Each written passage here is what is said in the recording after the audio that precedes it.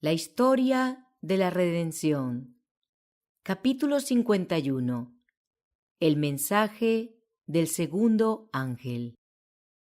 Las iglesias que no quisieron recibir el mensaje del primer ángel rechazaron la luz del cielo.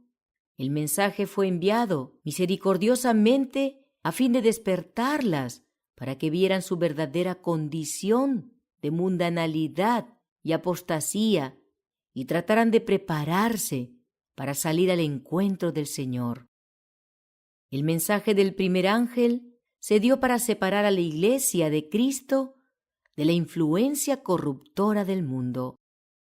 Pero para la multitud, incluso de profesos cristianos, las ligaduras que los ataban a la tierra eran más fuertes que los atractivos celestiales. Decidieron escuchar la voz de la sabiduría mundanal y rechazaron el mensaje de la verdad que escudriña el corazón. El Señor concede luz para que sea apreciada y obedecida, no para que sea despreciada y rechazada. La luz que Él envía se transforma en tinieblas para quienes la rechazan. Cuando el Espíritu de Dios no imprime más la verdad en los corazones humanos, escucharla es superfluo y lo es también toda predicación. Cuando las iglesias desdeñaron el consejo de Dios al rechazar el mensaje adventista, el Señor a su vez las rechazó. El primer ángel fue seguido por un segundo que proclamaba: ¡Ha caído Babilonia, la gran ciudad! Porque ha hecho beber a todas las naciones del vino del furor de su fornicación. Los adventistas entendieron que este mensaje era un anuncio de la caída moral de las iglesias como consecuencia de su rechazamiento del primer mensaje. La proclama «Ha caído Babilonia» se dio en el verano de 1844 y como resultado de ella, cerca de 50,000 personas abandonaron esas iglesias. Los que predicaron el primer mensaje no tenían ni el propósito ni el deseo de causar división en las iglesias o de formar organizaciones separadas. En todas mis labores, dijo Guillermo Miller, nunca tuve el deseo o el pensamiento de fundar una organización separada de las ya existentes o de beneficiar a una en detrimento de otra. Quería beneficiar a todas, puesto que suponía que todos los cristianos se regocijarían ante la perspectiva de la venida de Cristo y que los que no opinaran como yo no por eso amarían menos a los que abrazaran esta doctrina. Nunca pensé que hubiera necesidad de celebrar reuniones separadas. Mi único objeto era convertir almas a Dios, notificar al mundo acerca del juicio venidero e inducir a mis hermanos a preparar sus corazones para salir en paz al encuentro del Señor.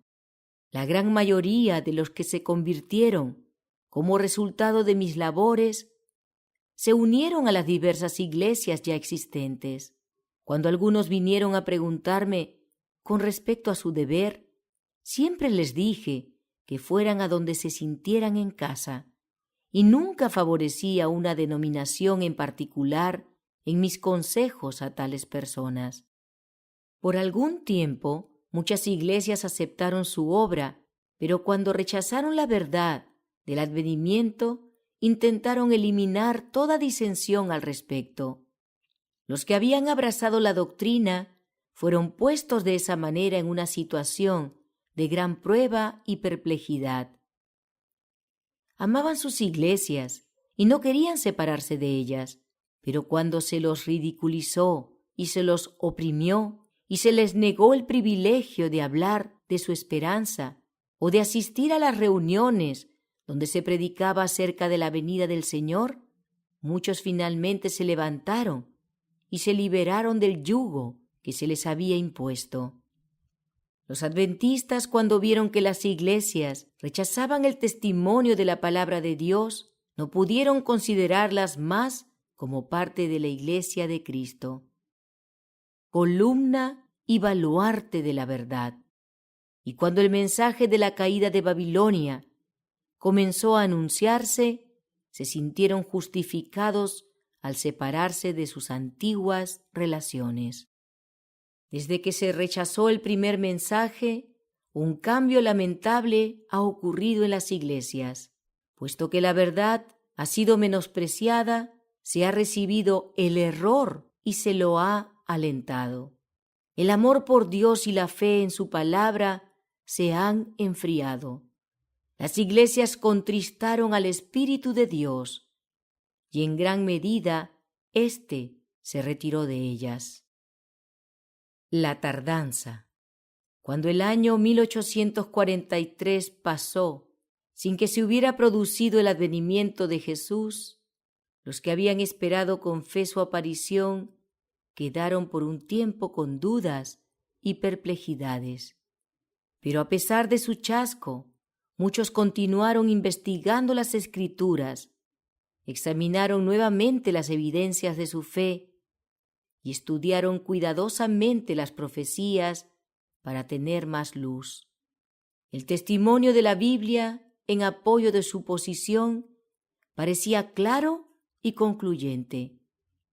Ciertas señales que no se podían interpretar mal indicaban que la venida de Cristo estaba cerca. Los creyentes no podían explicar su desilusión. No obstante, se sentían seguros de que Dios los había conducido en su experiencia pasada. Su fe se fortaleció muchísimo mediante la aplicación directa y poderosa de los pasajes que indicaban que habría un período de tardanza. Ya en 1842, el Espíritu de Dios había inducido a Carlos Fitch a preparar un diagrama profético, lo que fue generalmente considerado por los adventistas como el cumplimiento de la orden dada al profeta Habacuc, de escribir la visión y declararla por medio de tablas. Sin embargo, nadie vio en ese entonces la tardanza que se presentaba en la misma profecía. Después de la desilusión, resultó claro el significado completo de ese texto. Esto es lo que dice el profeta: escribe la visión y declárala en tablas, para que corra el que leyere en ella. Aunque la visión tardará aún por un tiempo, mas se apresura hacia el fin y no mentirá.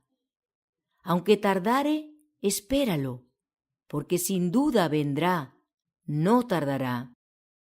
Los que esperaban se regocijaron porque quien conoce el fin, desde el principio había proyectado su mirada a través de las edades y, previendo su desilusión, les había dado palabras de ánimo y esperanza. Si no hubiera sido por tales porciones de la Escritura que les mostraban que estaban en el buen camino, su fe habría fallado en esa hora de prueba. En la parábola de las 10 vírgenes de Mateo 25 se ilustra la experiencia de los adventistas mediante los incidentes de una boda oriental. Entonces, el reino de los cielos será semejante a 10 vírgenes que, tomando sus lámparas, salieron a recibir al esposo. Y tardándose el esposo, cabecearon todas y se durmieron.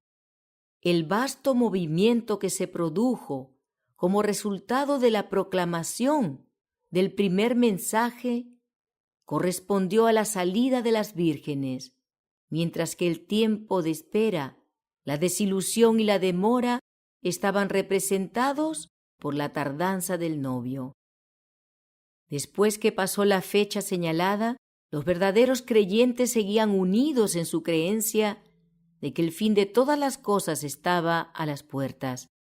Pero pronto se hizo evidente que estaban perdiendo de alguna manera su celo y su devoción, y que estaban cayendo en el estado de sopor descrito en la parábola, en que cayeron las vírgenes durante la tardanza. En ese tiempo comenzó a surgir el fanatismo. Algunos que profesaban creer celosamente el mensaje rechazaron la palabra de Dios como guía infalible y, pretendiendo ser guiados por el Espíritu, se entregaron al dominio de sus propios sentimientos, impresiones e imaginaciones. Hubo quienes manifestaron un celo ciego y fanático y denunciaron a todos los que no sancionaban su proceder. Sus ideas y prácticas fanáticas no contaron con la simpatía de la mayor parte de los adventistas, pero sirvieron para acarrear oprobio a la causa de la verdad. La predicación del primer mensaje en 1843 y el clamor de medianoche en 1844 tendieron directamente a reprimir el fanatismo y la disensión. Los que participaron en esos solemnes movimientos estaban en armonía. Sus corazones estaban llenos de amor mutuo y de amor por Jesús, a quien esperaban ver muy pronto.